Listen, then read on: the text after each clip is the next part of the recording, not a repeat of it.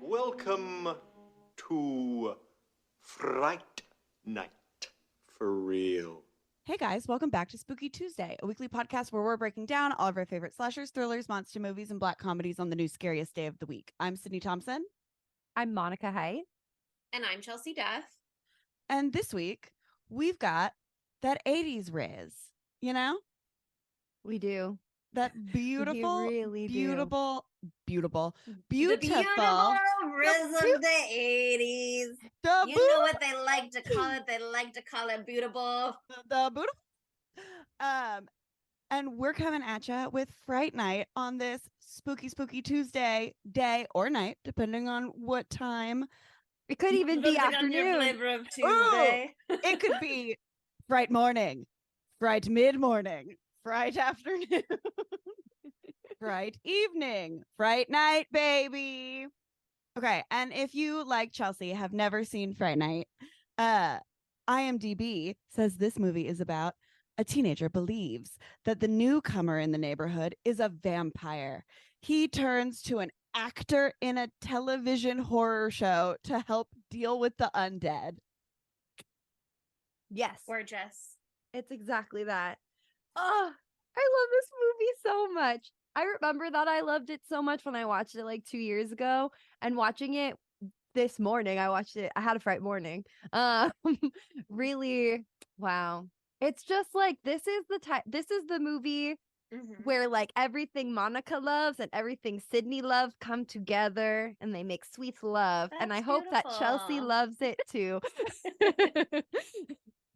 Well, I clocked at least a couple Twilight references, so I'll tell you what, there was something there for me at least. Amazing. Here's the thing. This movie gives me so much practical effects. And I get a raging horror hard on for practical effects. And stand by that. Exactly. This movie made me horny in several different ways. And one of them was for the practical effects, that specific brand of practical effects horny, but then normal horny too, and then wrong horny also. There's a lot of feelings here. It is a vampire movie after all, and if it doesn't have its fair share of lewd sex, then like it's not doing it right, because we all know vampires are the horniest of the supernatural. Yes, except for ghosts. Ghosts are also very horny as well. I feel like ghosts spend so much of their time just chilling, actually. You know what I mean? So I feel like they have moments of extreme horniness. But have you seen Ghost? I have seen Ghost. Chelsea, every time you yawn, a ghost puts their dick in your mouth. Don't say that. that is not true. Ghost had sex with Lucy Liu. Lucy Liu had sex with a ghost. It's the other way around. It was her choice. Of course. I'm not saying it's like a succubus incubus kind of situation here. This is consensual, but ghosts fuck is what I'm trying to say. Yeah, but this movie is not about that. Oh my God. I mean, I wish I was alive in 1985, because this movie and A Nightmare on Elm Street 2, Freddy's Revenge, also came out in this year. What a time to be alive. Great year. Just really special.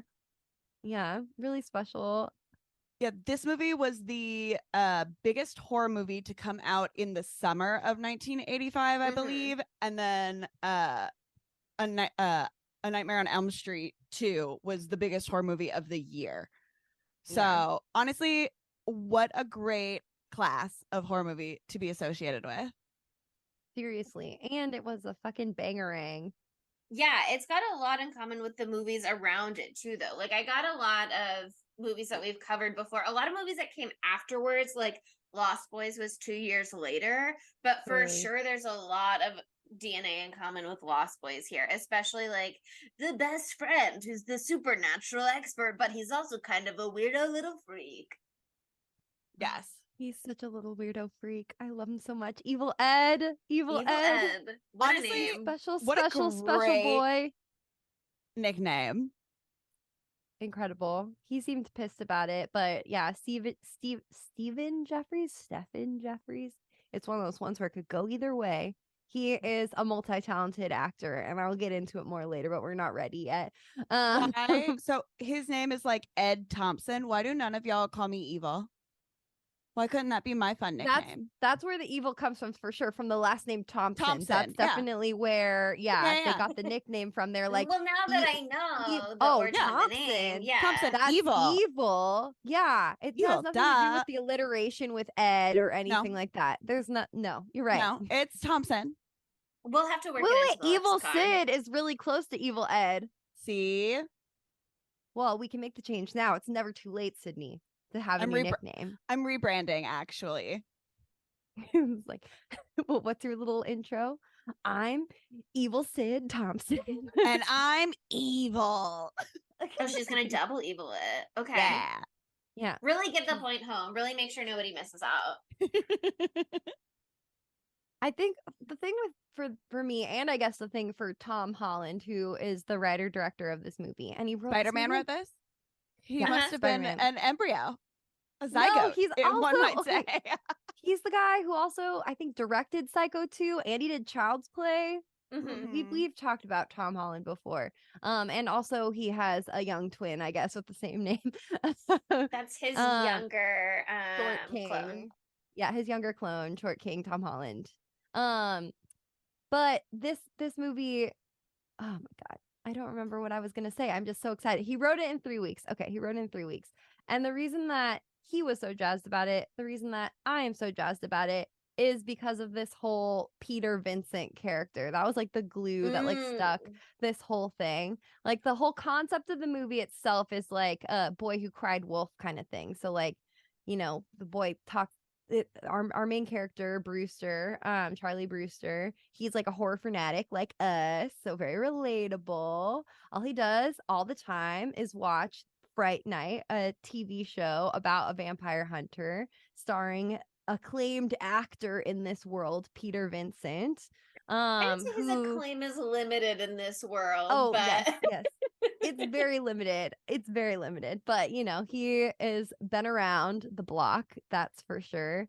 And so everyone knows he's a horror fanatic. So, of course, no one's going to believe him when he's like, my next door neighbor's a fucking vampire. But I just love the fact that he is watching this like Tales from the Crypt-esque show. And one of my favorite facts about this whole thing was that Peter Vincent was based off of Peter Cushing and Vincent Price. And they wanted Vincent Price to literally play him.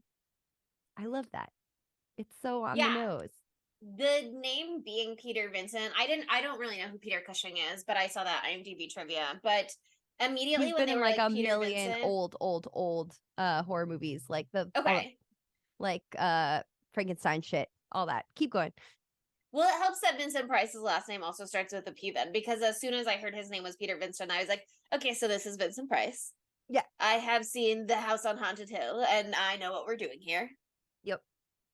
Yeah, and he like, the only reason that it didn't work out is because like Vincent Price wasn't in the greatest of health at that time, unfortunately, because this came out in 85. And like, when did House on Haunted Hill come out? Like the in the 50s? Yeah, so he was in his advanced years. Yeah, it said he was like scaling back on like horror projects also, I think. So even if he was like up to the task of another role, he maybe wouldn't have chosen this role anyway. But I'm sure he was so honored. Oh, definitely. He liked it. He liked it a lot. Okay, Tom good. Holland thought and that him counts. met up They're at some besties. point, like later on in life, and he was like, "Oh, I really liked it." Because the actor Roddy McDowall was like a little nervous about it because he took the role in like a totally different direction than Vincent Price. Because Vincent Price is like actually a really like a good actor, Actually acclaimed, and he's yeah. actually acclaimed and actually like, you know, beloved. Peter Vincent, on the other hand, Roddy wanted to make him different. He wanted to make him totally washed up. His like idea for the story behind Peter Vincent is that he has only played the role of the vampire hunter. That's it. So he's done like 10 movies and he's played the same guy and he's really fucking bad at it, like really fucking bad at acting. And the little choices he makes to show that are so fucking funny. Like that opening scene when you're like getting to watch the Fright Night show while Charlie and Amy are macking on each other hard. Mhm. He goes to kill the vampire and he's holding the stake backwards. Oh, Really yes, I noticed that. I wondered great if that was little going to get details. circled around too, but I love that it's just a little background detail for the keen observer to pick up on. Yeah. Also, the beginning, just starting with the video, and like hearing it in the background and not necessarily knowing what you're getting into at first if you haven't seen the movie before. That gave me big Paranorman vibes, where Norman is always just watching the zombie movies all the time in the beginning, and that's where he gets his lore from. And like Frog in Lost Boys, where it's like he reads all the comics, so he knows all the deets. He knows what's happening, actually. He's Mhm. hip to that jive. He's up to date on the lore. The thing is, Charlie should have known the answers to all of his questions later in the movie. I really can't speak today. That's something that's going to come up, I think. I think we're going to power through. I think we're going to It's do our going to be best. hard. Yeah. But Charlie should have known all the answers to his own questions about how to kill a vampire, because he's been watching Fright Night for years and years and years. But he's too busy macking on all them honeys and not paying attention to everything that Peter Vincent has been teaching him. And that's on him. And that's a him problem, actually. Yeah. If the positions had been swapped, and Charlie had been the one incapacitated while Amy had to save him and know all the details, she'd be up to date though. Because when she's lying on that floor, making out, whatever, she's peeping that TV. I saw her little eyes open looking at the screen. She is giving Peter Vincent her full attention down there. Yeah, that's why she doesn't want to go to second base. She's like, please don't distract me. I'm focused here. Like, don't touch my boob. I need to watch my man. Yeah, Peter Vincent a little kissing on the is telly. fine. If you touch my boobs, there's gonna be too much going on. It's over for you. But honestly, that's a vibe. Sometimes I just want to watch horror movies and sometimes don't it's like, want people touching a titty, you know? Yeah, I'm just like looking at something over here. Am I also kissing? Maybe I can do two things at once. Girls can multitask. Yeah, but I can't do three things at once. I can't have my boobie grabbed and make out and pay attention at the same time to the show. You want to touch my boobie? The mouth is going to stop moving. Yeah, we can have two activities. That's it. You can touch the boobie and I look at the screen. Okay, we got to set these ground rules. Yep, we got to know. It's a balancing act. Girls, they can do it all, but only 2 times at once. But only occasionally. Oh, they can do it all, but they need a rotating schedule. Exactly. Don't ask too much from us. We can do it all, but also like we don't have to, and that's the important distinction. We don't have to, and that's we feminism. Don't have to. Also, we're tired, and that's on God. On period. I really love the guy who plays Charlie Brewster, William Ragsdale. I think he's such a freaking cutie patootie. Very adorable. But they were thinking about doing Charlie Sheen for this role. Yeah, I saw that. Tom Holland, this is just so funny to me. Tom Holland like saw him and he's like, no, he's too beautiful to be believable as the boy next door. We can't have Charlie Sheen play him. I just thought that was so funny. I mean, Charlie Sheen was hot in the 80s, but like Charlie Sheen was like very good looking in the 80s. It's just so funny to me. Like he's just too beautiful for this role.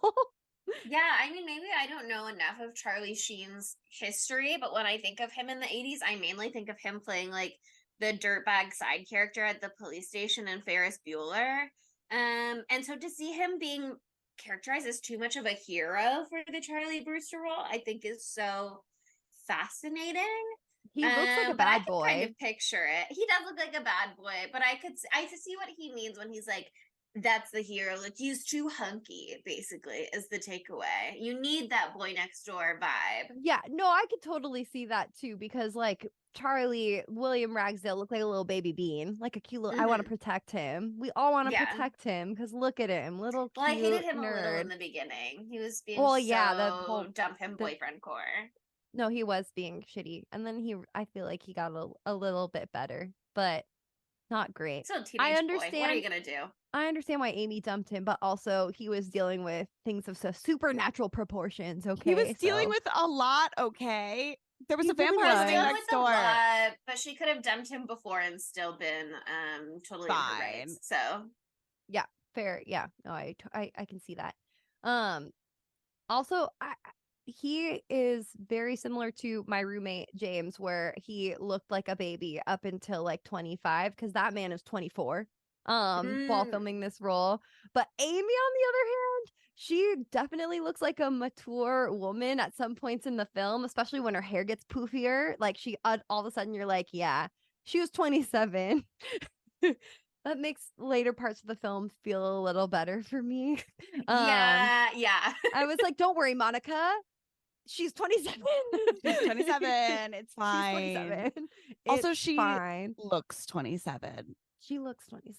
She Like, does look 27. I don't know what it is in the 80s. Maybe it was the hair, but just like everybody just looked so much older.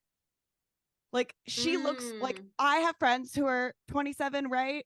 And she looks like my 27-year-olds look like 17 now, and she looks way old. It's definitely the hair, because the hair for me, that curly like hairsprayed short hair in particular, is definitely something that, like, you know, the people who were young in the 80s still wear Yeah. now. And also my aunt, who is in her late 70s, she also, that's her like day-to-day hairstyle, a little bit more smoothed down because she's a little older.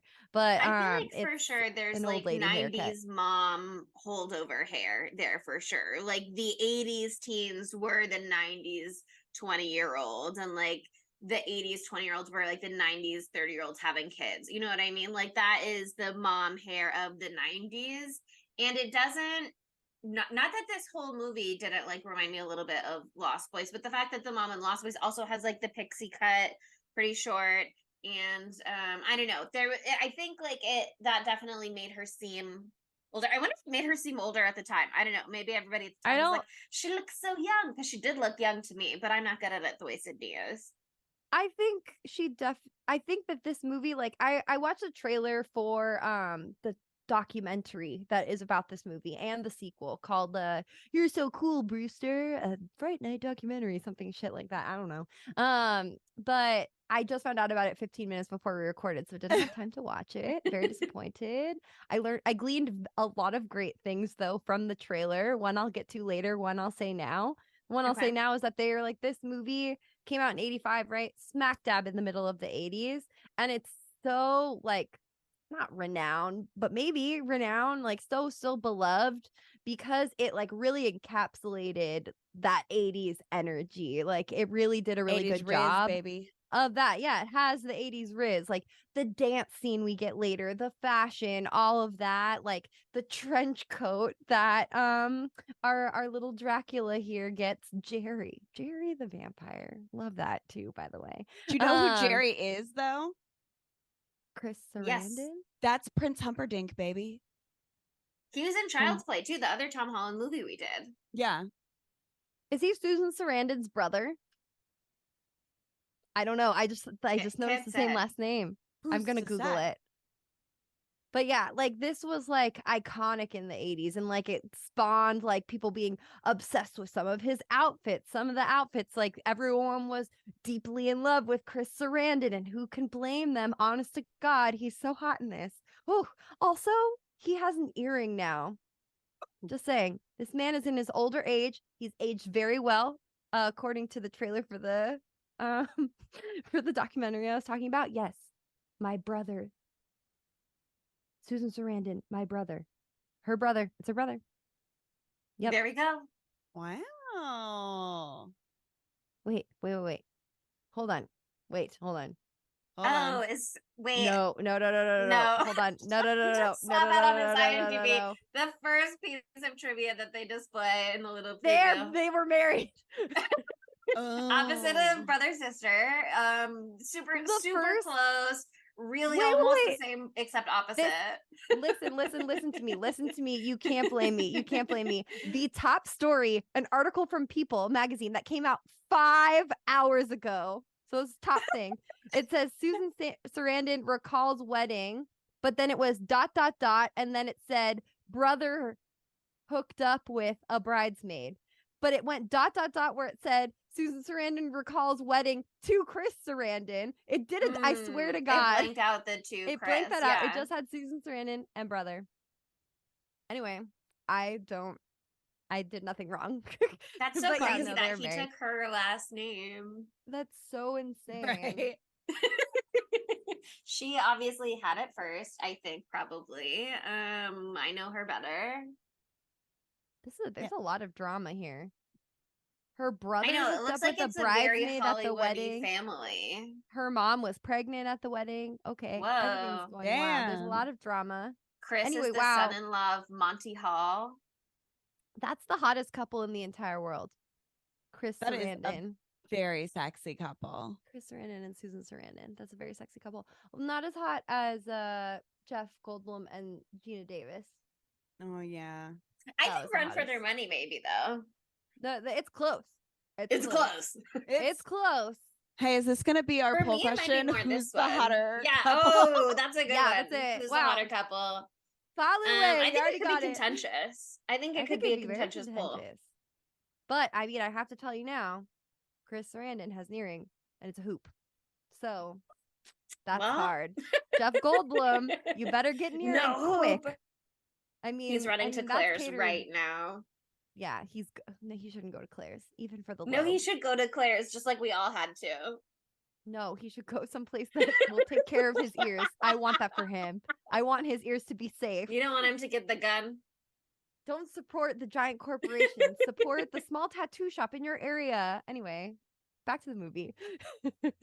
Here's the thing: just buy a piercing gun off eBay or You're not Amazon. supposed to do the gun or whatever. I guess The they want gun- you to get a real needle Parent Trap style. Oh The well. gun is supposed to be fine for the Ears. lobe, For your but lobe. it's also not good for the lobe because it's giving you like blunt force trauma wound in your ear, so it could develop more scar tissue.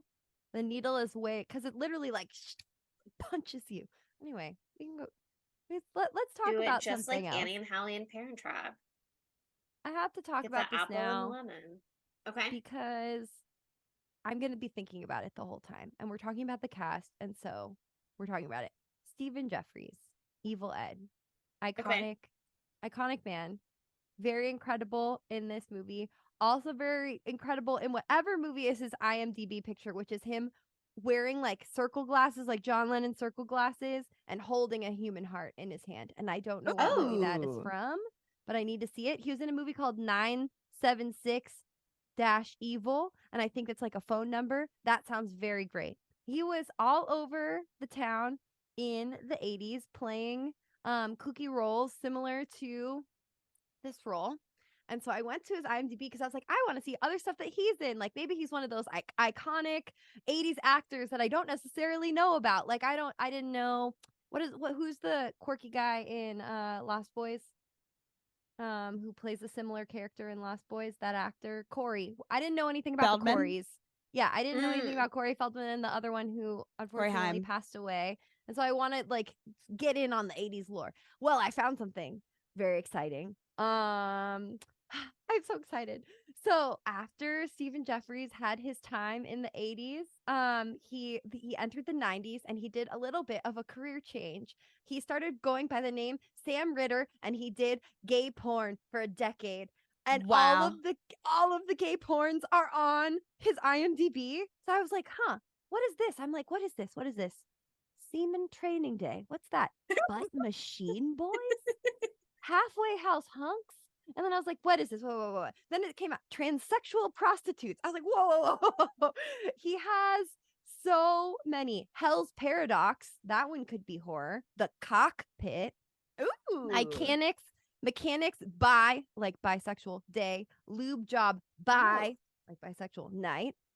Yeah. So I found a whole article about it. I don't like the language in the article, but there's a lot of, just look at the pictures and don't read the article that I linked in the references because I don't like the way that this person talked about it because I think this is awesome and empowering and go for it, Sam Ritter. Yeah. Hell yeah.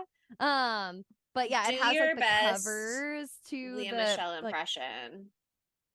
yeah, forget to read and just look at the covers of these amazing pornos that he did. So like right off the bat, the movie is gay. It's Gorgeous. already Love that. gonna get gayer, but like I love him. I'm so excited. Yeah. And also I Googled Sam Ritter porn, not on incognito mode, so I don't know what's gonna happen to me. You're gonna Oh, get some no. really fun ads for Butt Machine Boys on DVD in a store near you. I'm very excited for what that's gonna do to my whole computer and whatever happens to me. At least this isn't a work computer. Okay, well, I yeah. love that journey for him. I love that journey for him, and it really adds to the lore of Evil Ed, you know? Because, like, God, what a way to portray this character. It just amazing acting choices all around.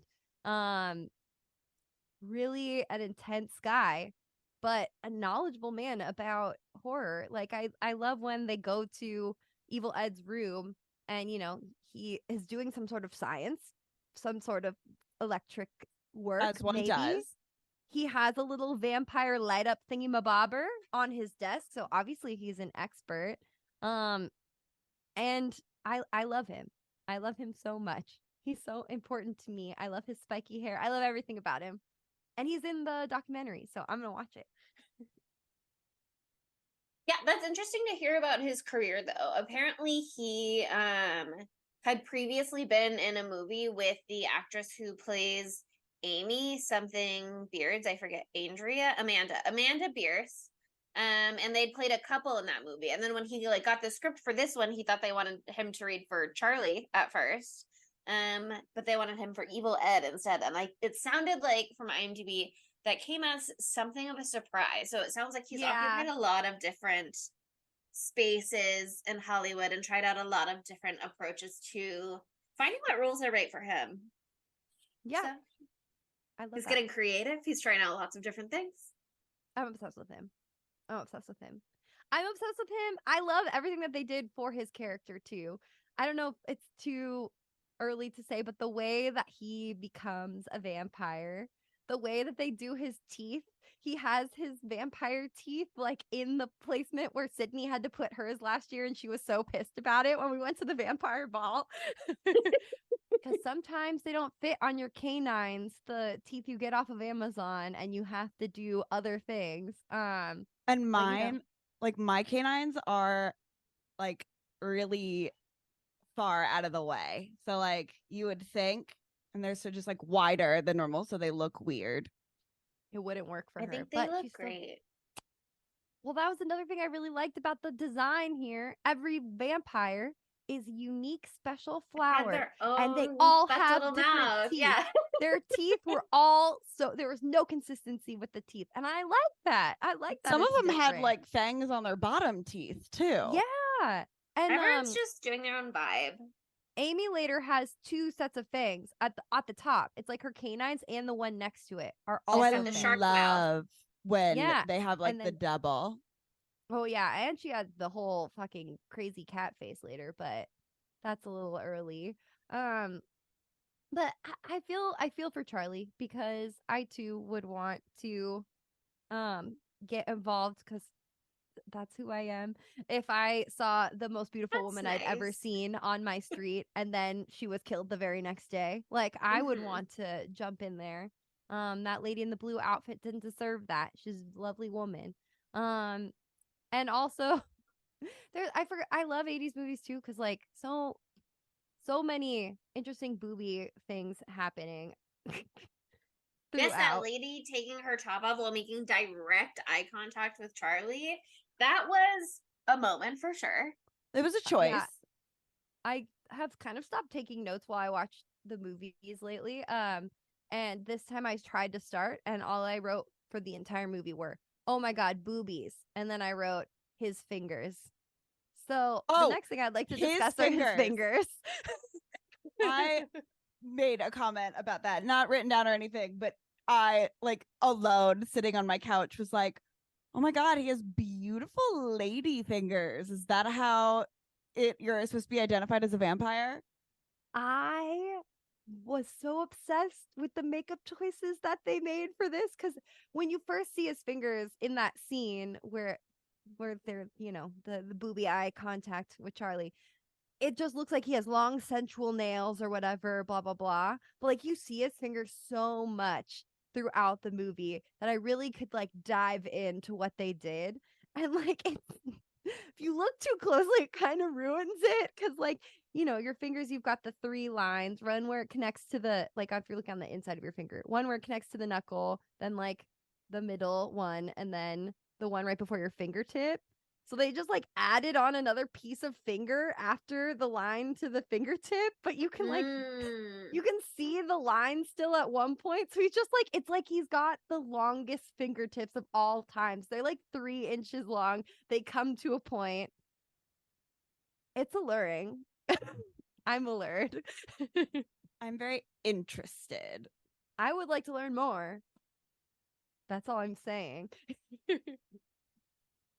But yeah, that was the first time it got horny, and then I was like, oh no, it's gonna get hornier. That was also when they really started to let on something too. Like, you maybe had your suspicions that things were going on before, probably knew it was a vampire movie going in. They start out with the vampire movie of the seduction. So you're getting this seductive scene and you're kind of like, okay, same vibes. But when you see the long fingers versus when he comes over to Charlie's house and then you see the short fingers, you're like, I know I saw something before. I know something is afoot here. Yeah, there's definitely something. Oh my god, this is why being a peeping Tom is bad. But also, it's giving Rear Window. You know what I mean? Sometimes Giving you look out the Disturbia. Yeah, it's Yes, giving the which was classic Rear masterpiece, Window. Disturbia. Oh my god. But yeah, Disturbia is definitely, I'm sure Rear Window before it for sure, because that's where Disturbia got it from, probably. Oh, but like the 100%. Yeah, it's all binoculars, Rear especially. It's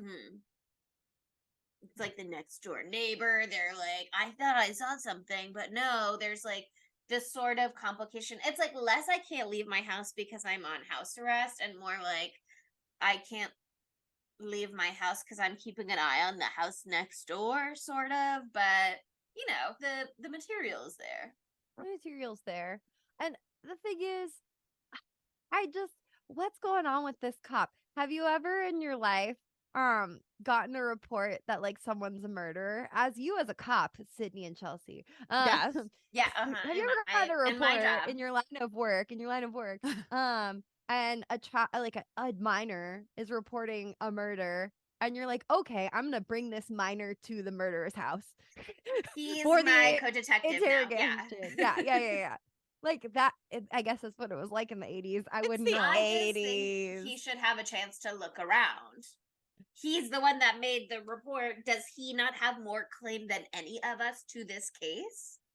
It's just like, oh, let me introduce you to the person who's like making claims about you, sir, so you can now retaliate. So you know exactly what he looks like. Says I have the right to face my accuser. So this is the American justice system. Oh god. that was just a lot. And this is where the boy who cries wolf stuff was so clear. No one's gonna believe him when you say he's a vampire, especially because they're seeing the guy. Wasn't that the middle of the day? Yeah. Too. I mean, they're inside the house, so it was fine. That's why he could. And we saw those windows get painted black by his live-in carpenter. For sure, no gay vibes there. Just like his normal, regular carpenter. Like, you know how everybody has a carpenter that just like lives with them to do like any handiwork around the house. Of course, I want to live in carpenter. That's my dream, actually. We love a little Studley Renfield running around doing household chores for you. It's great. Wonderful. Oh my god. But yeah, I feel for Charlie, but like he was in a losing game. And then, he finds out the rules. He knows what he's supposed to do to keep himself safe. And rule number 1 is never let the vampire come into your house. Never say, hey, vampire, come into the house. But his mommy did that. Told mommy. He should have told mommy, because mommy is a single mom who works too hard, who loves her kids and never stops. Like we always talk about Reba. She's the Reba of the 1985 classic. And of course, who can blame her for inviting Jerry over? Have you seen him? I would also invite Jerry over. For a little drink? Did she make him a nighttime Bloody Mary? Interesting. Also funny because of the whole blood thing. He is so funny with food in this movie, and that's one of my Twilight references. Is he's always eating a little apple, and he like lets the apple roll out of his hands like Twilight style when Charlie is hiding in the bushes. Although there is this like one weird moment as the apple rolls where it looks like he like ate straight through the core in the center, and I don't know what's going on, but I rewound like 2 times to be like, what's happening? Why does it look like that? The extra fiber within the core of the apple. That I need that cyanide in the apple seeds or whatever they say is in apples. He's building up a natural immunity. I saw something and it was like, we see Jerry eating apples all throughout this movie because he is closely related to a vampire, like a fruit bat or something like that. Oh yeah. He's like, I know how vampires work. They turn into bats. Do you know what fruit bats eat? Apple. Well, this was Chris Sarandon's whole idea. He was like, okay, well, I did some research on bats, and most bats are fruit bats or eat fruit. And so I like to believe that at one point, one of the bats fucked a fruit bat. And so he's part fruit bat. So that's literally why he's eating the apples the whole time. I thought that he was doing it to look human. Be like, I'm just a man eating an apple, but he craves it. I think it's both because he's like, look at me, I'm eating human food, I'm just a normal guy. But like, it didn't have to be an apple, you know what I mean? If he was just trying to be human, obviously he would have picked something like a hot dog. So walking down the stairs, eating a glizzy. That's American. Yes. If he's trying to fly under the radar and be a normal guy, it's gotta be a hot dog. Hot dog. He's waltzing down that staircase when Peter Vincent comes over and he's just like and slurps down the glizzy. No, but okay, the reason I know he actually likes him is because there's one point at the very end of the movie, not very end, but towards the apples, not hot dogs. There's no hot dog in the movie. There's a sloppy Joe, but there's no hot dog. I mean, maybe I need to rewatch with a closer eye. Hopefully, there is a hot dog. If this is there better be a hot dog. If an American film. This was a made in America film, yeah, during the Reagan era, no less. Anyway, at the end of the film, like after Charlie's been like locked in with Amy, Jerry's down with his familiar, whose name escapes me, and they're like working on some sort of project. And he is eating an apple then. There's no one around, just him and his familiar, and he's eating an apple again. So he just really likes them. He can eat, unlike other vampires, he can eat human food. Because that's another thing I really liked about this movie. They're really faithful to the rules of vampire lore, like a la Bram Stoker's Dracula. Because Bram Stoker's had all the crazy shit, like the wolf and the bat and all of that. And a lot of Thrall. Movies, yes, the Thrall. A lot of movies like don't do the wolf thing because it gets confusing with werewolves and stuff, and I get that, but aren't we so glad they did the wolf thing in this? That's a big part of the movie. But yeah, I love every single thing in this movie, but especially the first confrontation with Charlie and Jerry, the vampire, in his room, because I was not expecting him to turn into such a nasty looking motherfucker. That's like when you first start to realize that, like, oh yeah, they're doing practical fucking effects in this movie. Because when he's confronted with the crucifix, he turns fuggo as hell. Some would say. I think that's the clinical term. Yes, I think that is the correct medical term. Fuggo as hell. Yes. The red eyes I really liked. Big forehead turn a little purple. Everybody's face kind of like gets wider. Like very enticing, very exciting. And Another really exciting fact that I learned from just watching the trailer for that documentary. So just imagine what's inside of the actual film. One of the guys who worked on the special effects team, because like this movie had a $9.5 million budget. 1 million of it was for the special effects, and it really fucking shows. But they had this huge budget, right? So he was saying like, oh, we had all this money, all this creativity, we could just play. And then he was like, and we had a lot of cocaine. I think that's important for the budget. Yeah, that's important. That's a good line item to have in there because long nights filming. You want the energy on screen, you know. I don't think that's not what I meant. I mean, like they weren't spending the money on cocaine. They were all coked out of their minds doing the special effects. I think that's what he was saying. As one should. That's what I gleaned from I think that's watching also important. Yeah. That's in the budget, actually, Monica. Well, yes. Okay, sure. How about that? That was part of it, but it was also a big part of the creative process, and that's why it turned out so whacked to shit. So good. So Sometimes good. you have to suffer for your art, okay? They were suffering for sure. They were definitely. suffering. They weren't having an absolute blast in the way that most people were in 1985. Not that at all.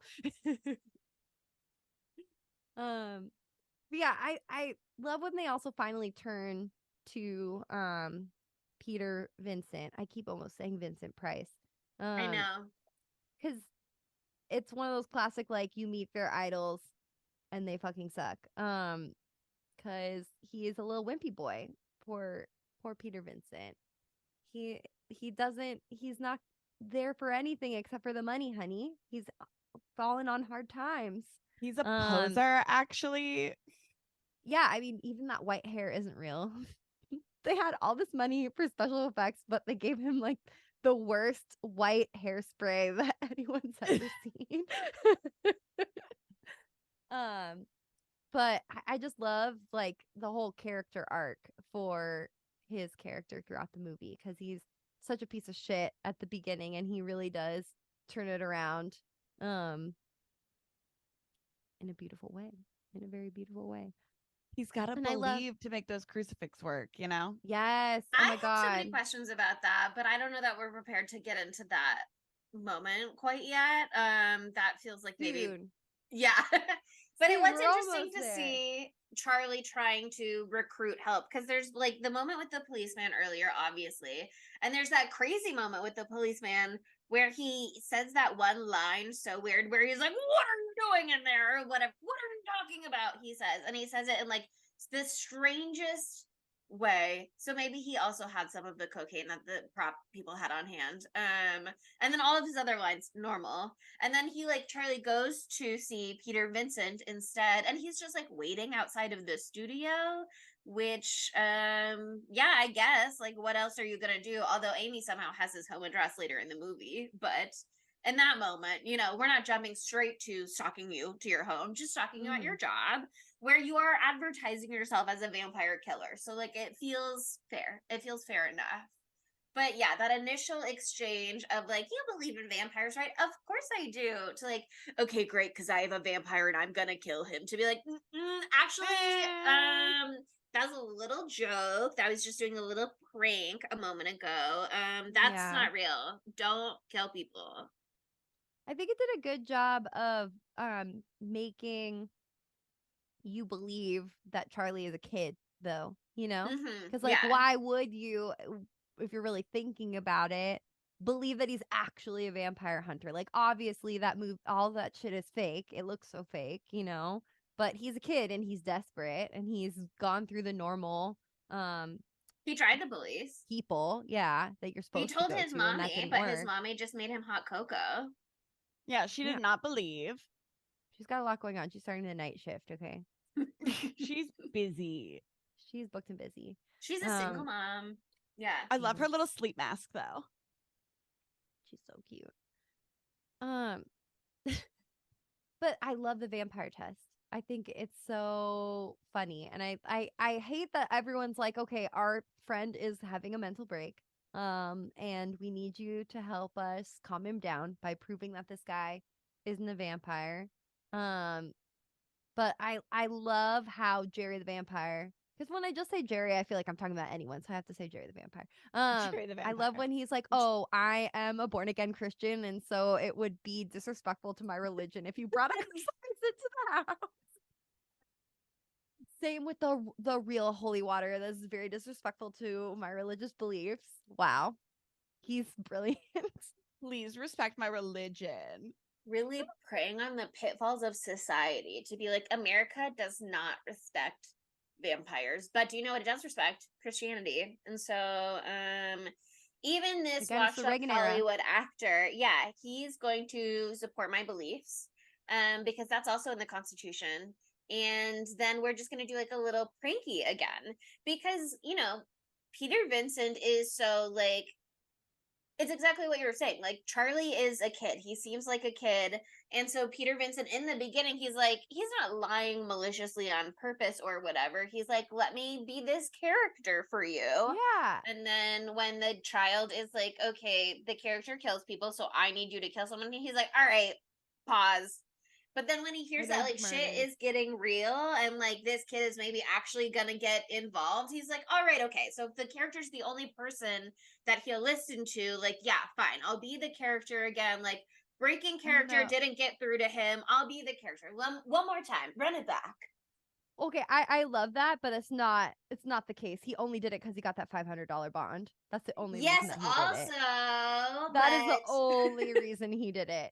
Okay, sure. But he doesn't get his like becoming a good person thing until later on in the movie. But he does get it. He does have a good soul in there. But he is being a sleaze for sleaze for she's is what I was gonna say. I'm going with it. He was being a sleaze for she's at the beginning of this movie for sure. He was like, I'm desperate. I'm about to get evicted from my house and I have no job. So I will take your 500. I will take $500 from a desperate child. That's what was happening. And like bonds are such a weird way to get money. They have to like mature or something like that. So you can't just like immediately cash. I have so much bonds from my grandma and I don't know how any of that shit works. I have no idea. I can't help you there. I really have no idea. I don't either. But yeah, I just think that the whole vampire test scene was so fun because I love that in this movie we get that weird vampire trope where like it's the woman that he loved in the past and she's back again and they look the exact same, but they're not the same person, but they kind of are because Amy definitely has this like magnetic attraction to Jerry as well. It's so Jerry weird the vampire. Jerry the vampire. They picked a normal every guy name. This is another part of his Americana lore. Yes. He's just the guy next door. He's just Jerry. That's just Jer. That's just Jerry Danbridge. Jerry Danbridge. You know Jerry from Bridge Club. See him at the market. He played golf with Fred just the other day. We're in the Rotary Club together. But yeah, like that meeting is so sexually charged. Whew. Oh, and it's wrong. But she's 27, so looking at it now, it's wrong, but it's what so right. It's so wrong. Okay. Apparently, Chris Sarandon came up with that little plot aspect, which is so interesting because he wanted his guy Jerry to not just be like classic spooky evil guy. He wanted to give him a little bit more dimension, and so it's so interesting. Want to be horny too. Yeah. Depth. I wonder. That's my question. Also, is like, okay, if this was Chris Sarandon's idea, like, at what point did he come up with the idea? Was it like he already was gonna seduce Amy to get to Charlie, and then they were like, let's actually make it less weird.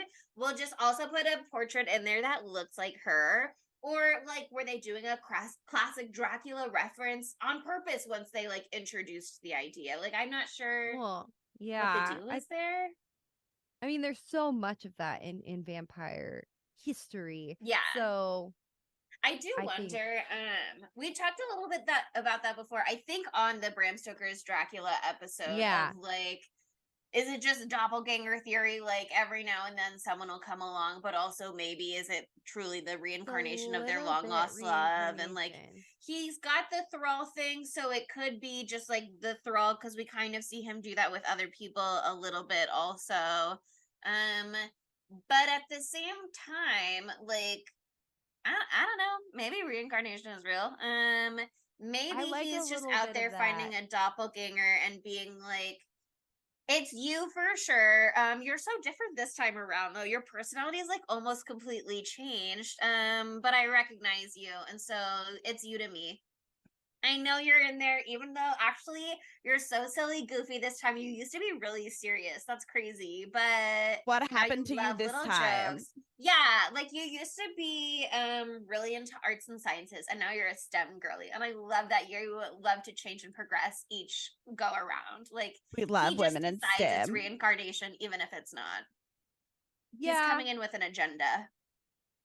I don't know. It could also just be him being horny, but also I feel like if you were reincarnated, yeah, you'd have that like in the back of your head. I'm thinking about all the times I've read about babies that are apparently reincarnated and they say like, Mhm. I remember when I died in the war. Okay. So maybe you have your flashbulb memories, but like you're also a full person in this life. We're just going Yeah. with reincarnation being real right now. My And so psychic like told me that this is my first reincarnation as a Oh, woman. And I was like, honestly, yeah, that tracks.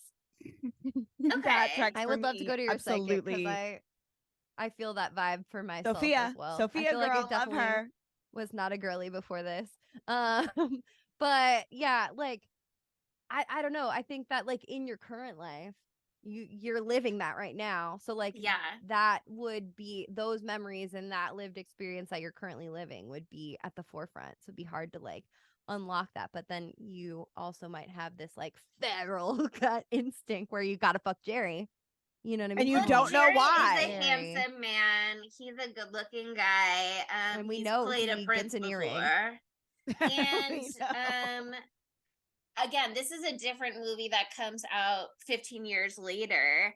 But when Mr. Sheffield plays the vampire in Mom's Got a Date with a Vampire, that's giving the same thing. And so also that adds to the appeal for me, Yeah. at least. I love that Totally. movie. I watched that movie recently, actually. Is it as similar to this movie as I remember, or is it completely different? It's very close, but like for Okay. kids. With the dad from Lizzie McGuire playing movie- the like Peter Van Vincent Helsing. character. Oh, He's Van also, Helsing. Oh man, so much going on there. just before I forget, things that are similar, blah blah blah. This is so totally filmed on the Universal backlot, right? Like that's the Desperate Oh, there, Housewives and the Burbs neighborhood, yeah, right? Where they're filming. something Yeah, about the Burbs I for sure saw in the trivia. it's the same one as the Burbs, and I'm like, that's the Psycho house at the end of the street. There it is. Interesting, interesting. Maybe that's off, but I've been on that Universal Studios Hollywood tour so many times. I was like, oh, my neighborhood, I live there. Oh yes, Oh, nice Desperate street right here. Housewives. Yeah. Yeah. But yeah, I mean, after that, I love the mirror reveal too. They do so many cool things with the mirror, no reflection stuff in this movie. When like Peter Vincent first realizes like, oh fuck, I'm way far over my head, using his little prop His little compact. that he loves so much, and sees that, oh yeah, fuck, that actually is a vampire. That's this. Truly, I hate this. And he literally just runs away. Like he's such a little scaredy bitch. He's like, I'm gonna leave these children to get fucked, like in front of the house. I don't care. I'm outie. I'm outie 2000. Really not my See you never business. again. Yeah, I got my $500 bond. I'm out. What See did what I you mean? say? He sleaze to the Chelsea? she's or something like that. He's What a did you say sleaze before? for she's, He's a sleaze for as she's. they say in the Yeah. industry. Yes.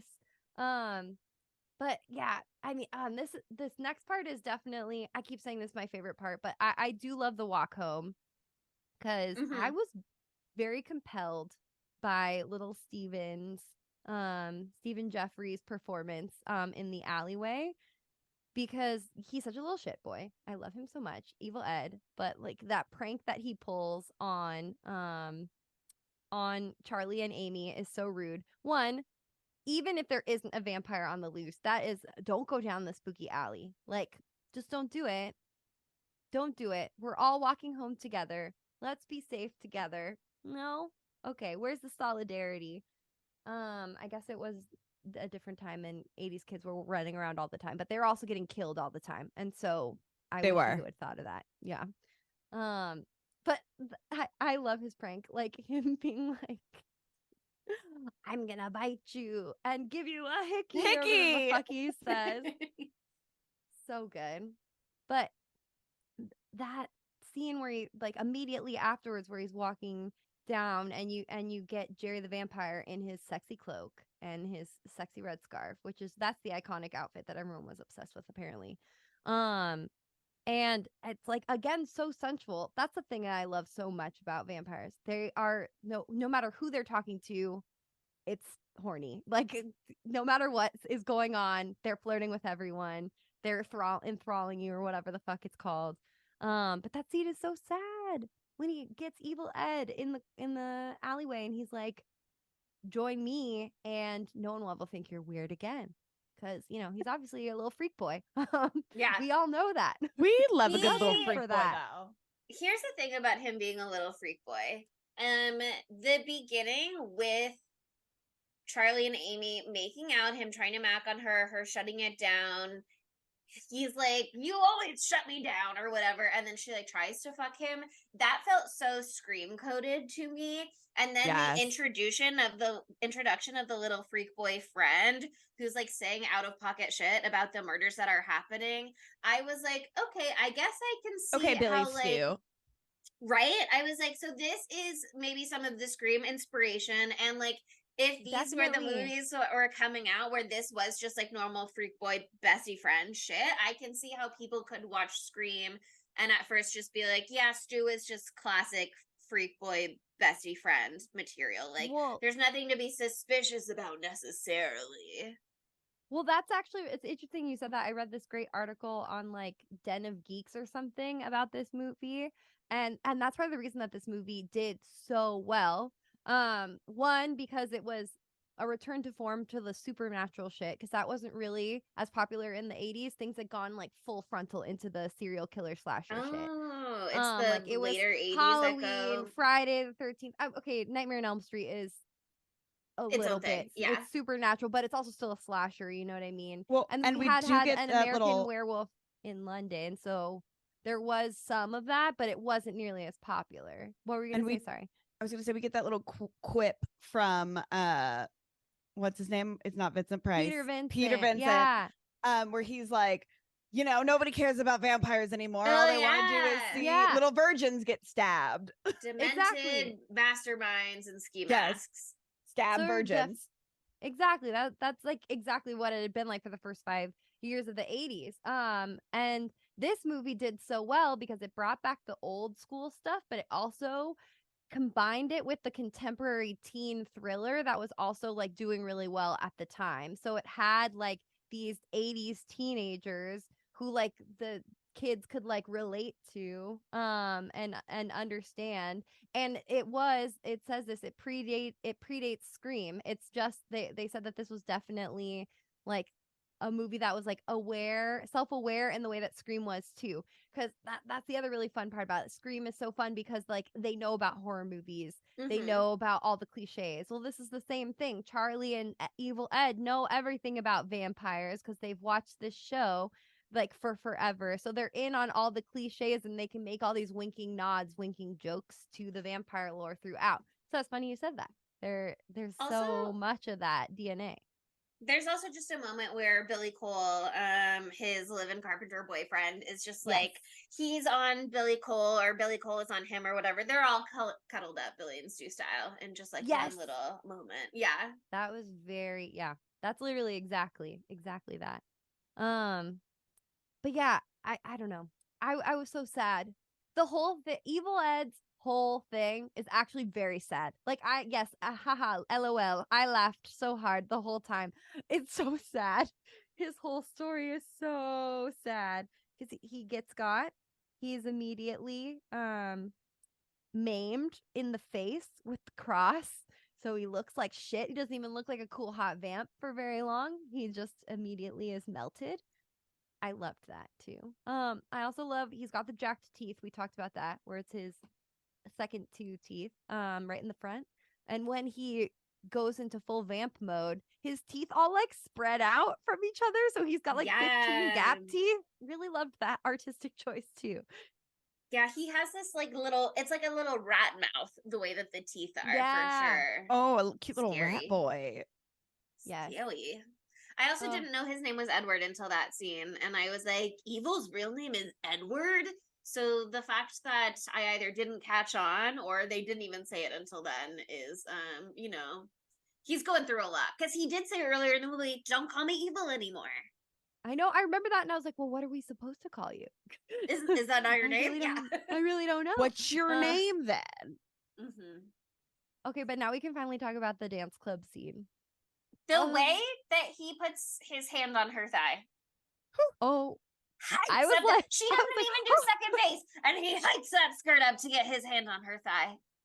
yeah, well, that's why there's some sort of, it's either the thrall or the past relationship from reincarnation, because she's just like, it's on like Donkey Kong. I'm here with you tonight at the club.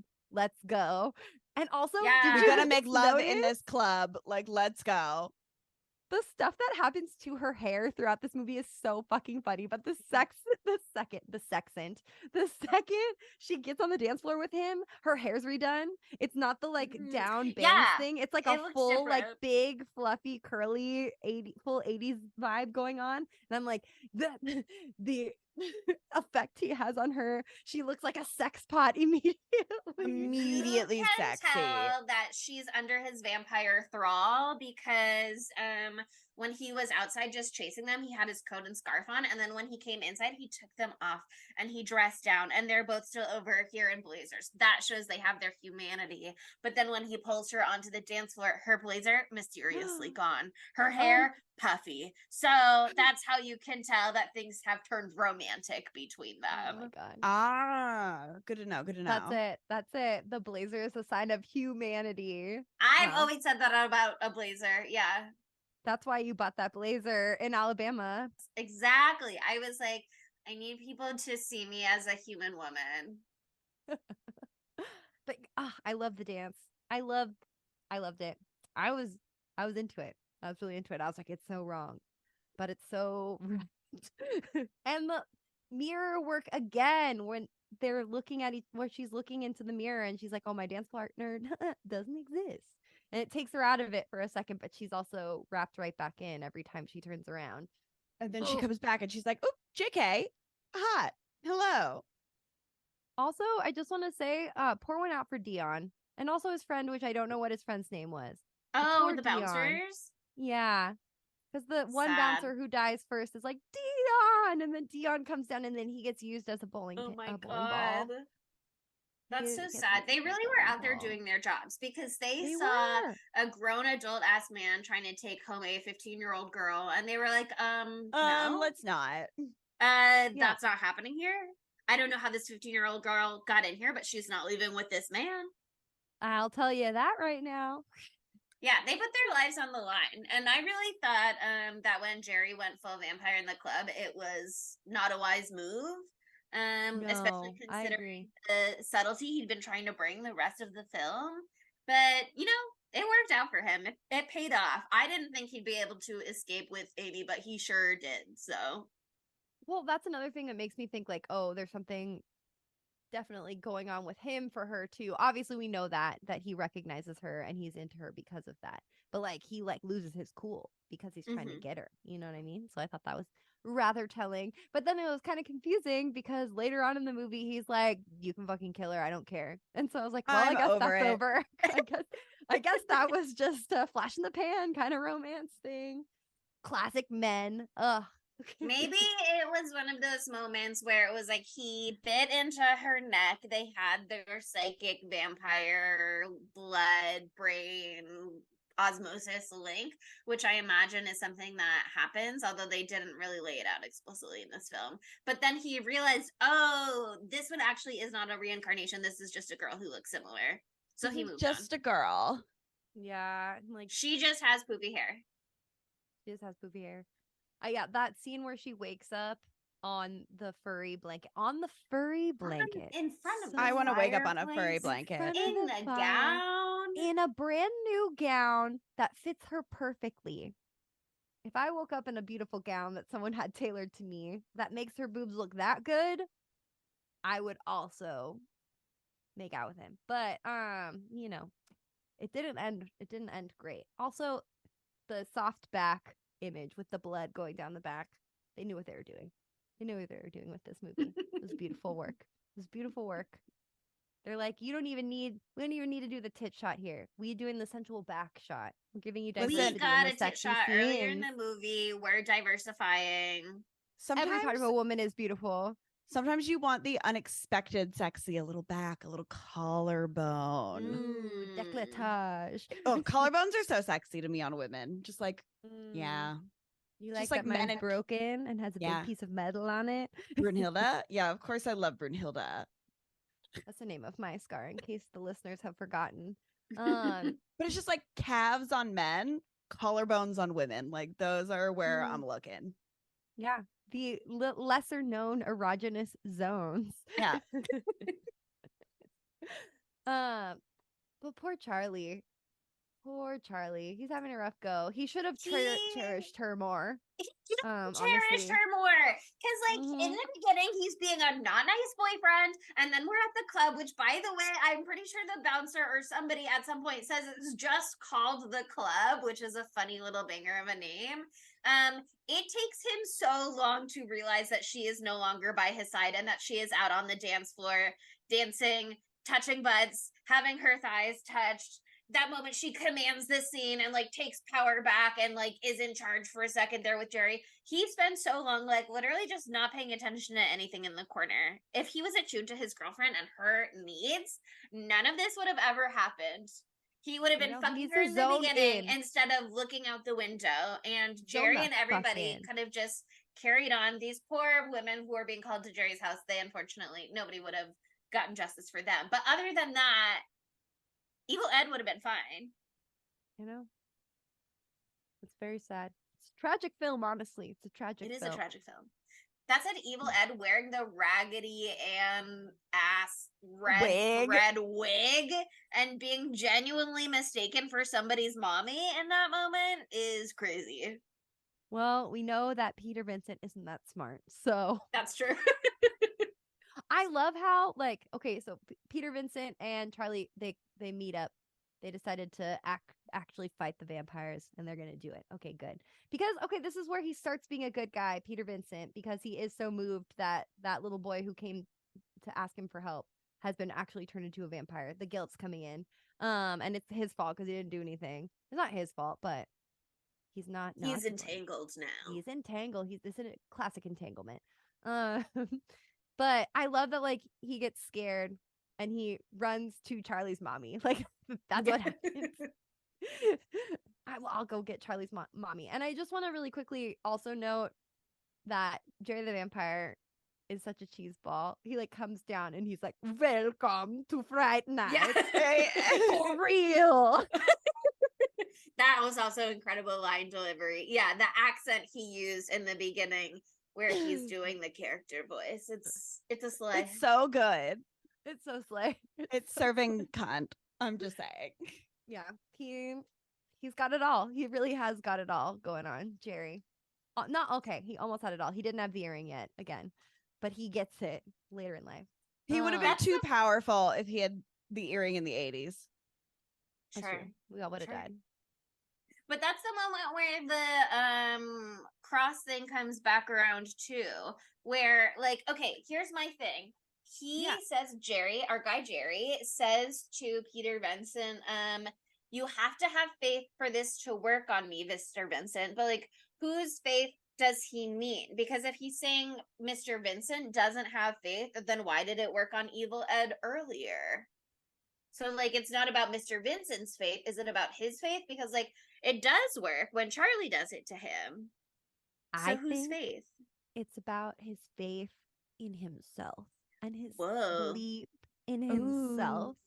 He didn't believe that he could do it because he psyched himself out for so long. I think in the heat of the moment, maybe when Evil Ed comes at him, he's just like, and has to like believe it because it's happening. But like he psyched himself out so much that he's a fraud and blah, blah, blah. In this scene with Jerry is what I'm hearing. Yes. Okay. Yes, and he doesn't believe in himself. That's what I like to believe, because let's take the religion out of it. Yeah. Yay. But I think that also does make more sense because like if you're really getting into the faith thing and like whose faith it is and whose faith it is about, like it does work sometimes when Mr. Vincent does it. It does work sometimes when it's used against Jerry. It's just not necessarily consistent. But if you come up with stuff like that, faith in yourself, it's like, yeah, sometimes that waxes and wanes, okay? Sometimes I'm more confident than others. Sometimes I'm having a flop day. Yeah, and you Never, not me. I'm always delusional at all Sydney's times. always on her game. Never a flop moment for Sydney. I've always said that about her. Yeah, it Sydney, like it's called live in Delulu land. There you go. I also okay, live great. in Delulu land, but sometimes the Delulu is mean and sometimes the Delulu is nice. Nope. Sometimes you just have to, no matter what, even when I'm like, wow, I'm horrible. And I'm like, no, I'm not. The other people are bad. It's not me. Actually, everybody else is horrible. Yeah, that's what. Like earlier Sydney when I was perfect. like, Google Sydney conspired perfect. against me to think that Chris Sarandon and Susan Sarandon were brothers. They did. They misled you. That's terrible. That's fake. I was being gaslit by the internet. It's not my fault. You gaslit can't by trust People anything you see Magazine. on Google. People The Magazine liberals online. paid for that to be high up in the results. Exactly.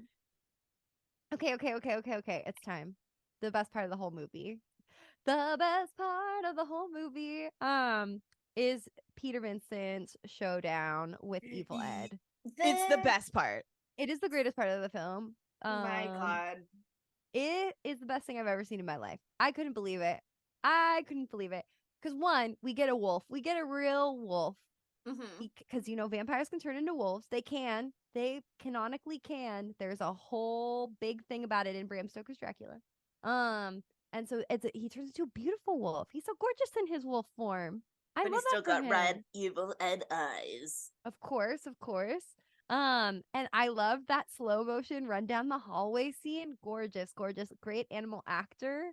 But yeah, then he gets staked with the leg or whatever the fuck. And it just table leg is one of the most gruesome displays of practical effects I've ever seen. Like, we all know the greatest practical effects of all time is Rick Baker's in American Werewolf in London, the transformation scene there. This is second best for me. Yeah. This is the de-transformation. When you see him turn into goo and re-solidify. He was goo. He also whatever they did with the wolf when the wolf is like still fully a wolf. Around. He's like flopping around and his little arms like are moving. Oh, how'd they do that? Oh my God, that was the goo. I couldn't believe the goo. I love goo. Foot, stretchy the foot. He has a boy's long chest, his little face, nasty little face, and it's so emotional. Like, I'm so busy laughing. Peter but it's Vincent so is emotional. going through a face journey in the background. My God, the depths of the emotion that he is feeling. The different places he's going in that moment, the silent tears he is weeping, and he reaches out. The wolf, Evil Ed, as Wolf Boy reaches out, and they almost touch hands. And Peter Vincent's like, "What am I doing? He's gonna kill me!" Oh my God! Also, this was the moment during that face journey because we get a lot of close up on Peter Vincent's face, and that's when I realized he looks a lot like George W. Bush. Oh my and it God. kind of took me out of it for a second. It's just because, we recorded this really early.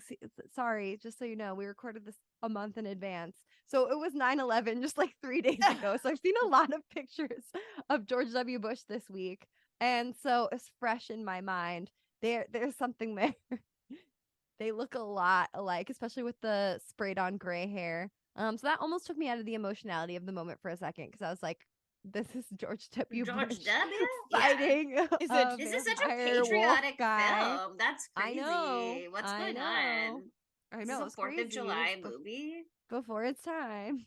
But it's and then, oh my God, it's terrible. And then it gets worse when he is more of a boy and he's got that bubbly eye, half wolf face. Disgusting. This is where a man on cocaine made this. This is how you know. It's so. This is the only reason you'll know. you need this performance enhancing drug. The performance enhancing drug for the special effects industry is cocaine, apparently. And it really shows here. Sometimes doping comes out with great things, and it's this scene. It's like, how long is it? Too. It's like, I don't know. Probably several minutes. Probably at least It's 5. really long. It goes It's really on long. forever.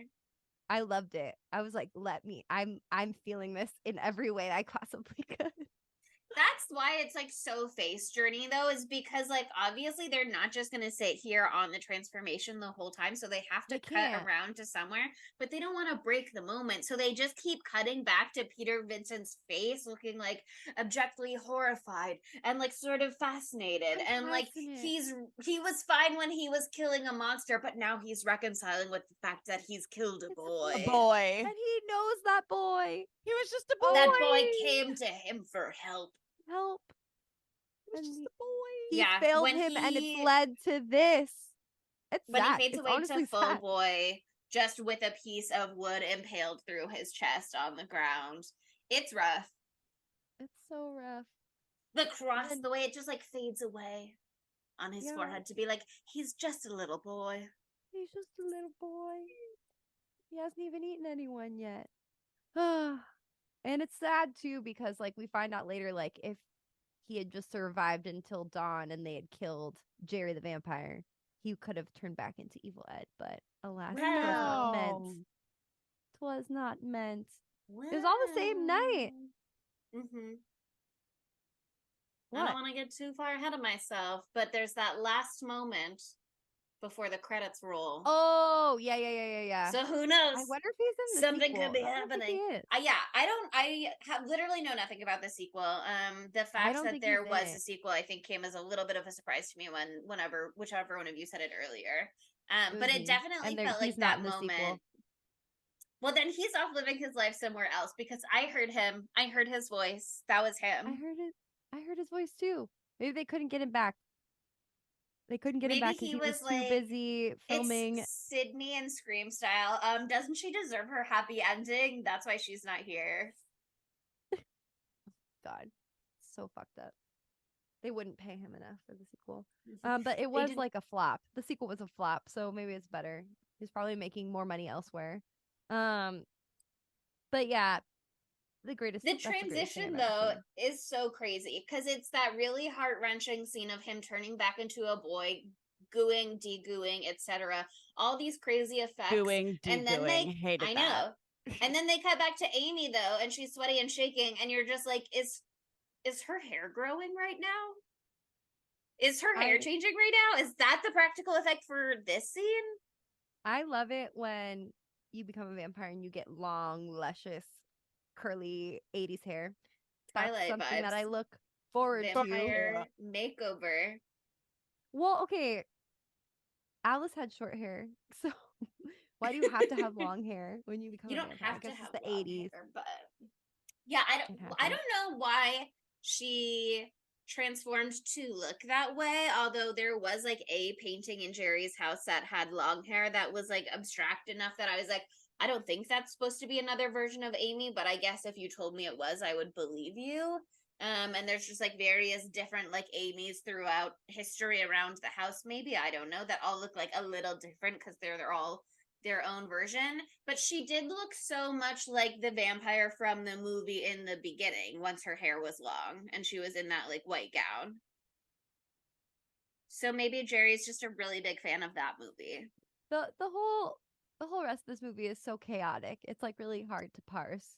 But like Amy's a vampire and She's Charlie maybe gonna has get to- staked. She's maybe not gonna get staked. yeah, and then Peter comes back and he's like, "Oh, let me break down the door, blah blah blah blah." And then then we get the Renfield moment. What's his name again? I literally never Billy think of him. Cole. Billy Cole. Billy Cole's part was also cool because I love that, I mean, familiars are imbued with a bit of their master's power. He's out Power. here eating bugs. Yeah. He's out there eating bugs. But I love that he gets shot point blank in the head. So it does take him a second to come back from that. That's a hard one. But like the little zombie vibes, that was a spooky scene. I really liked it. And again, we get a new type of goo. Wow. Mhm. We Two love goos. goo. Two Yeah. goos. One movie. Amazing. I thought that was so important, though, that scene, because I had put in my notes when they were talking about it earlier, Charlie and Peter Vincent, where he was like, he goes out in the daylight, doesn't he? He's got to be human. And I was like, this is very short-sighted and close-minded for a world where we now know that vampires are real. Like, you think that's the only thing out there? That is just, you're not thinking, you're not using your head.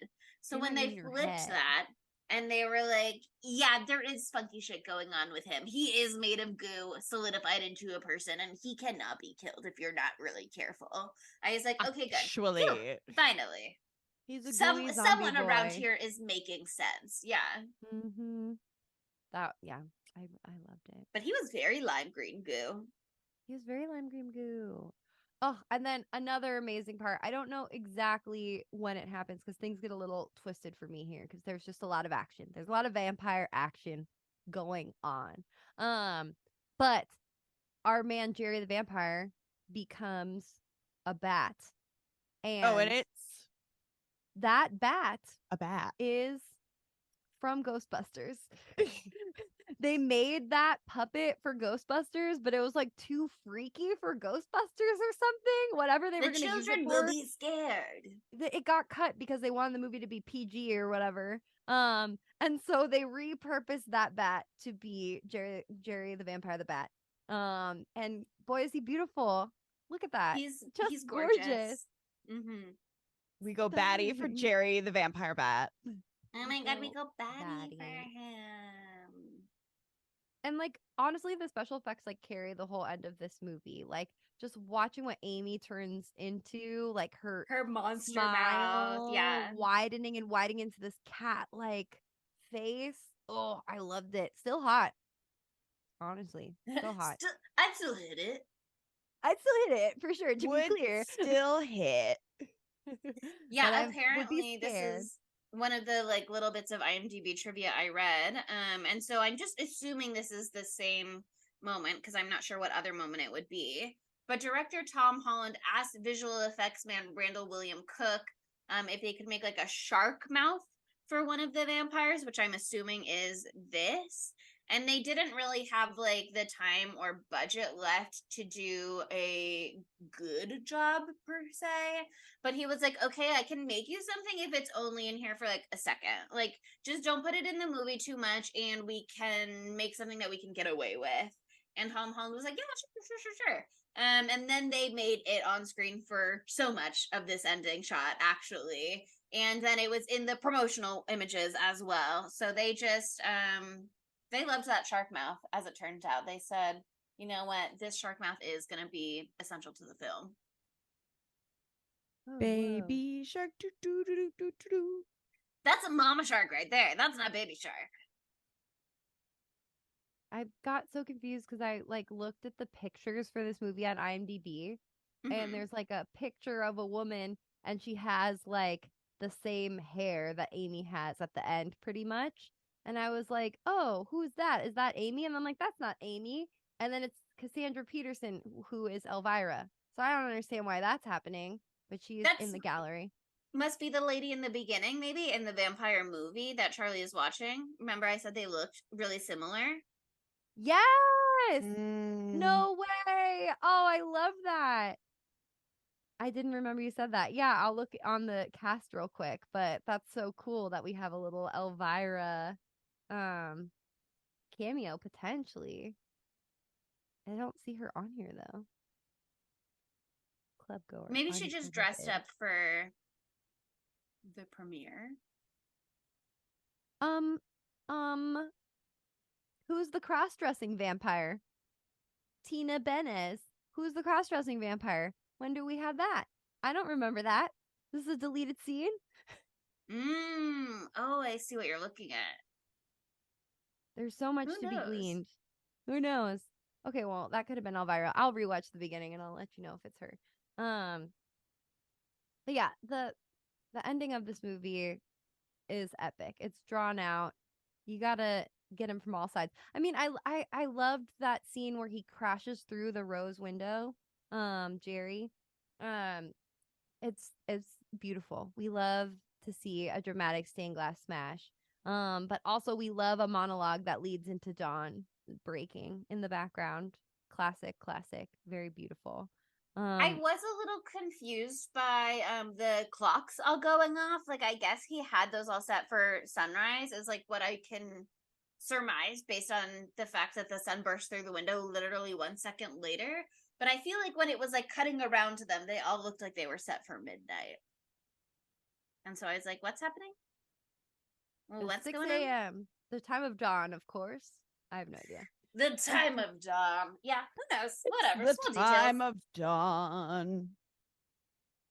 For me, though, if I was a vampire and I was sleeping in my basement, I would have boarded up the windows, not just painted them black. Yeah. What if a child in the neighborhood kicks a soccer ball and it breaks the window?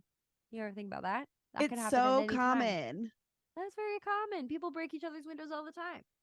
So I hear. It hasn't happened to me, but I've seen it in flicks. Feels like it happens all the time in media. Yeah, so it seems like not a very foolproof plan. I'll say maybe, they did just move in. It's been like 4 days since they moved in. That's true. So maybe that was Billy part of the Cole plan. has a lot of carpenting work to get around to. That's just not the top of his to-do list. Not the top. But he has to get got, this is a comedy, a horror comedy, so it has to have a relatively happy ending. And again, I love the way that he blows up and melts and has a very weird skull that doesn't really make sense. That scene was just so crazy. So crazy. It's so beautiful.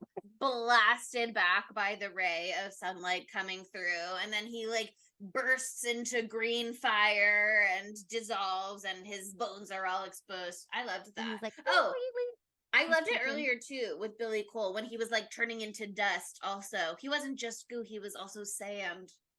He's everyone in this movie is so multifaceted. Mm-hmm. Honestly, that was part of the article I read too. They're like, they actually did pretty good character development in this movie. So that's like another reason why people actually really like it. Because like a lot of the slashers don't have that. Sorry, it's true.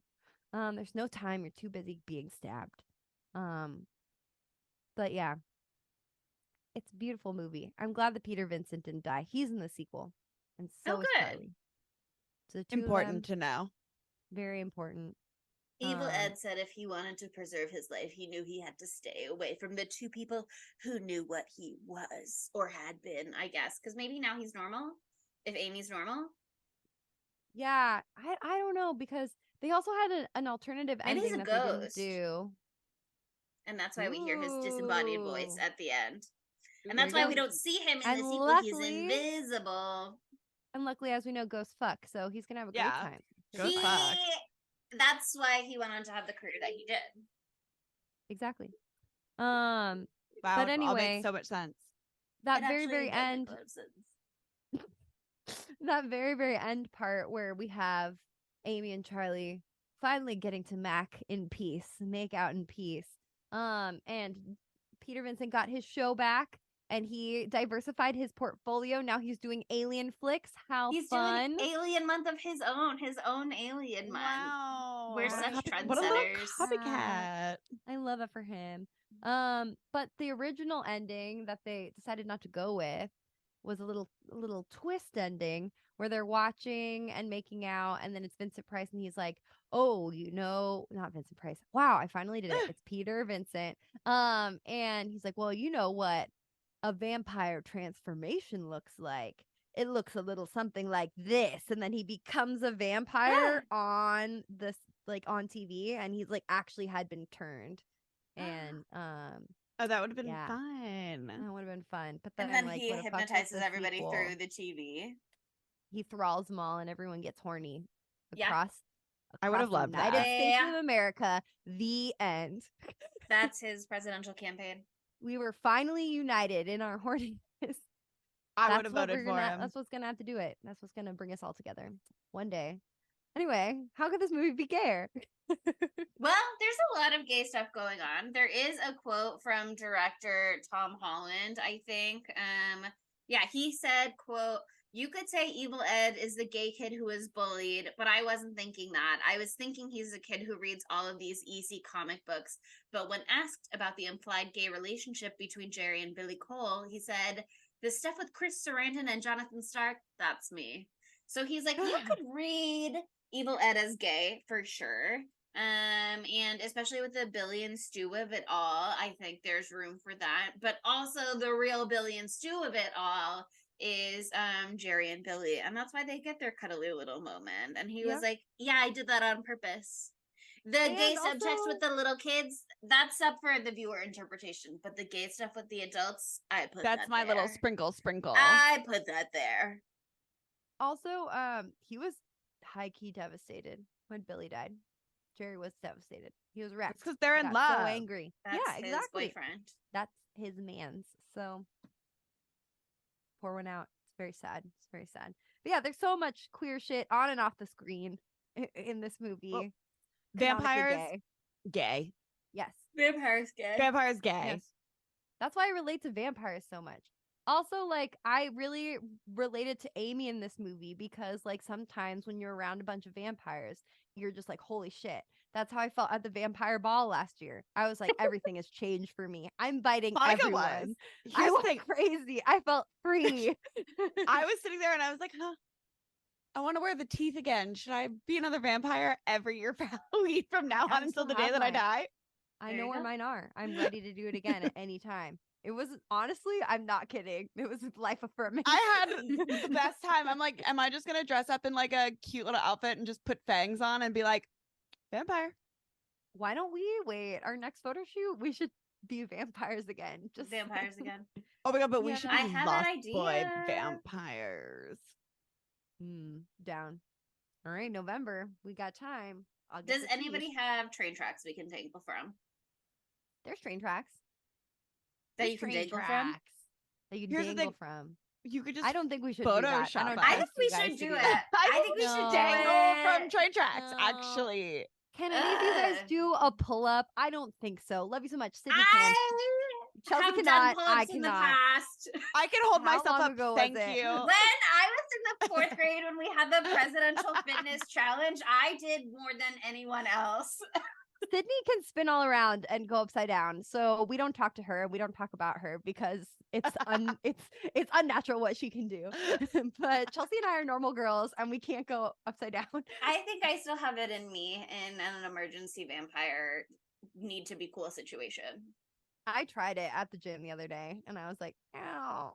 And then I fell down. So yeah, I can't even stay upright while doing line dancing. Bar, I'd show you right now, but I don't have one, so I can't show you. But if I had one, I'd be able to show you. That's so unfortunate that you can't do a pull-up right now. Rats. Anyway, Matthew Lillard, where would he fit into this movie? Well, I mean, if we're saying that Stu and Evil Ed have lots in common, I think that is like an obvious choice. That said, I'd like to see him as Billy Cole doing some carpentry. You would be great at that. Like to see him hammering some nails, picking up a paintbrush, doing some blue-collar labor. If they had made this remake in like 2004, 2006 instead of 2011, I would have loved for him to be Jerry. Yeah. He would have been so sexy as Jerry the vampire. But give him an earring. Yeah. Sorry. Now I'm really into the earring thing. I think earrings work for pirates and vampires, and we should have more vampires with earrings. Yeah. All vampires must have earrings. Rule number 1. This is the hill I die on. Yeah, I really would like that. I like both of those for him. He's got so much range. He could play anyone. If this came out in the 90s, he could have been Evil Ed. He would have been a great, kooky, spooky Evil Ed. I also think, though, he has what it takes to be Peter Vincent one day. In like a traveling into the future scenario, I think he would really kill the Peter Vincent role. I think he could do it now. He Peter could do Vincent it doesn't now, have to be for that sure. old. Well, one thing that guy said that he liked about the role as Peter Vincent, which I did not pick up on for myself in the movie, is that we see the character at like so many different stages of his life. So like some of the Peter Vincent films we're seeing are like him in his 30s, and then like the character as we see him on screen interacting with the other characters is like in his 60s. And so like that's why this spray painted white hair, so that like he could play younger and older at the same time. But I think, yeah, you could have like a washed up in their 40s, in their 50s Peter Vincent for now, for sure, with like Matty Lily having like his younger days as the movie star, or even just like this small guy, this small screen star.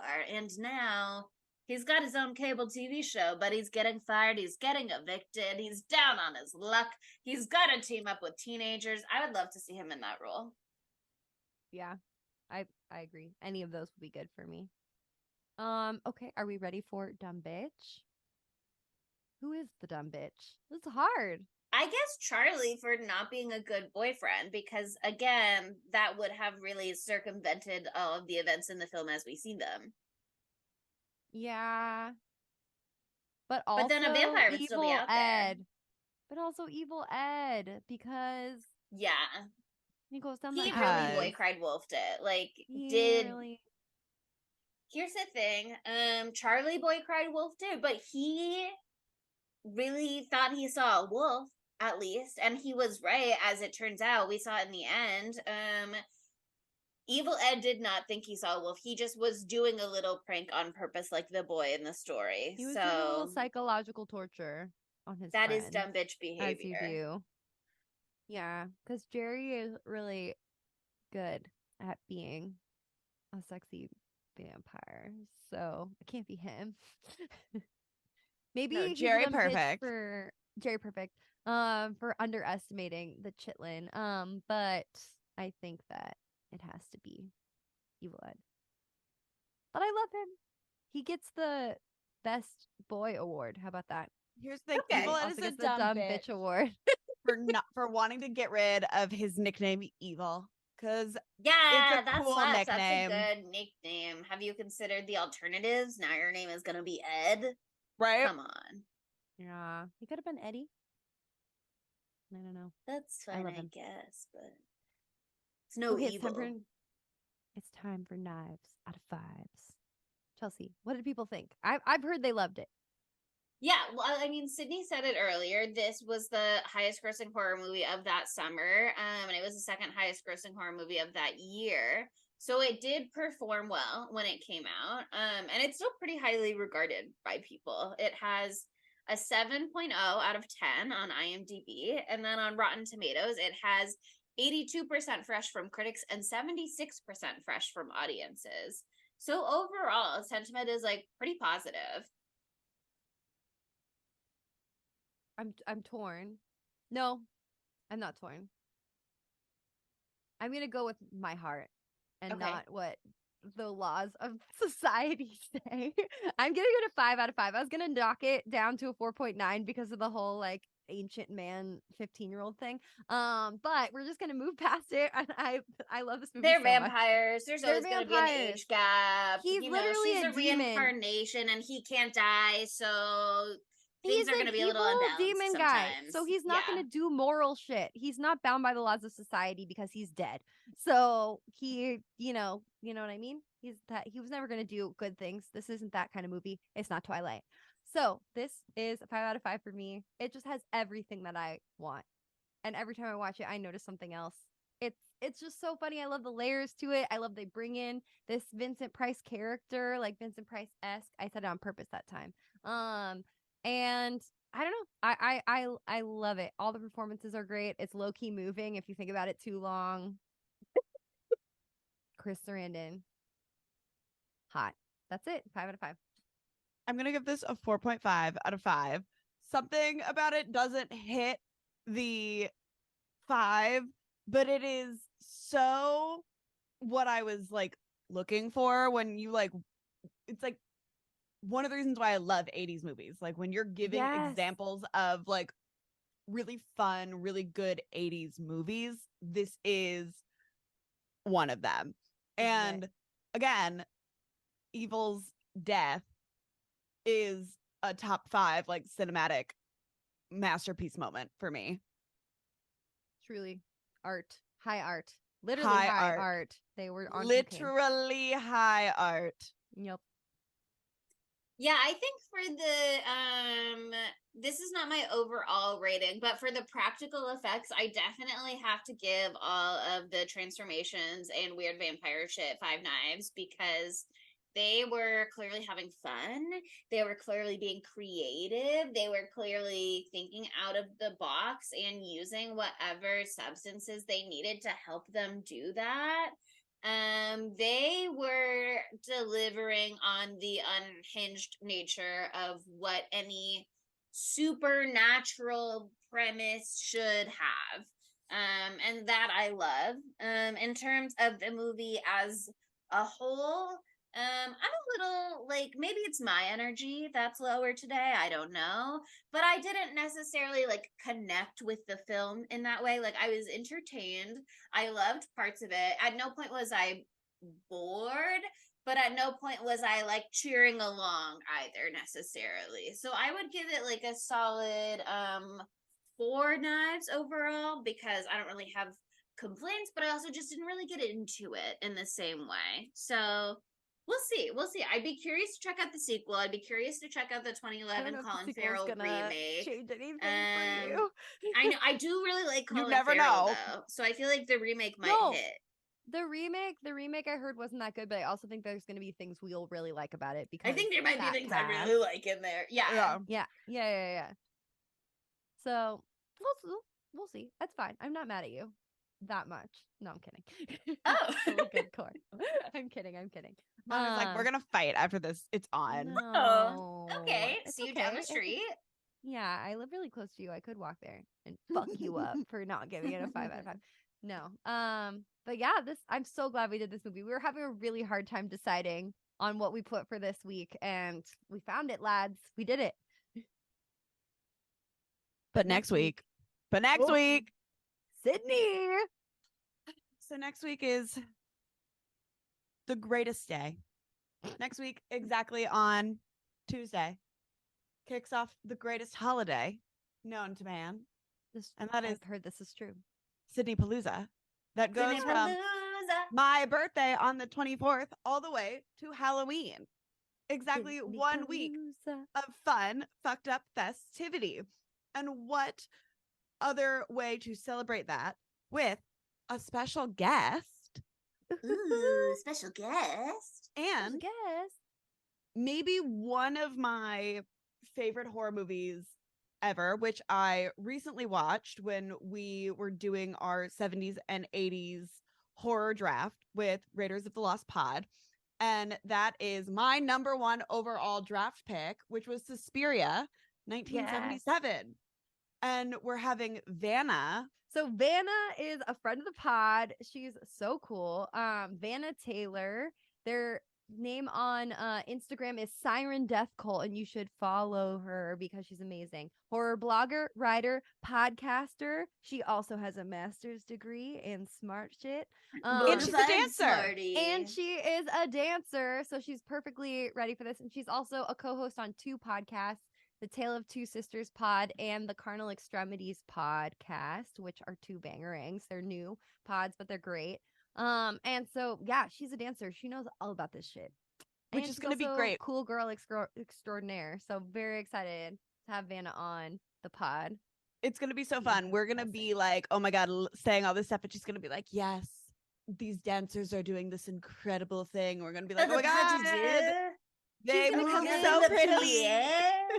Oh, pas de bourrée. She's going to come in and she's going to be like, as a dancer, this is how this made me feel, blah, blah, blah. And we have to take her. And I'm going to be like, whoa, I'm not a dancer, so that's cool to hear. Yeah, that's how as a podcaster. Yeah. She's also a podcaster. She's got us on all of them. She's honestly a triple threat. She's really a triple threat. She really is. So yeah, that's gonna be the kickoff of Sydney Palooza. Sydney Palooza. But reminder before we go into my regular spiel, we have a poll question. And the poll question is, who is the hottest couple of the 80s? Chris Sarandon and Susan Sarandon, or Jeff Goldblum. And did I say his last name right? Whoa, that was You weird. didn't I had Just an said it uncanny- weird. It's because I forgot his last name while I was saying it. I didn't believe in myself. Jeff Goldblum and Gina Davis. The cross Who wouldn't have worked wins? in that moment. Wow. Who would? I know, exactly. I didn't believe in myself. I don't know Faith. what I thought The I was going to faith. say.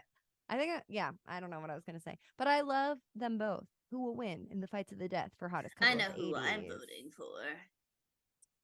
I have to think about it. It's this going to be a tough one for me. But it's definitely, I have more heart with Jeff Goldblum and Gina Davis. They make me feel things more deeply inside of my soul. The Fly makes me feel more things. So anyway, so that's the poll. Weigh in and also follow us on social media. We're at spooky_Tuesday on TikTok, Twitter, Instagram, YouTube, and Letterboxd. We changed our letterbox. So now it's all the same. Spooky_Tuesday. I know this will be hard. Change is hard, but it's actually easier because you only have one thing to remember. Actually, no, it's still two. If you want to follow us on Facebook and Tumblr, it's at Spooky Tuesday Pod. And thank you for listening. See you next Tuesday for Sydney Palooza. Bye, spookies.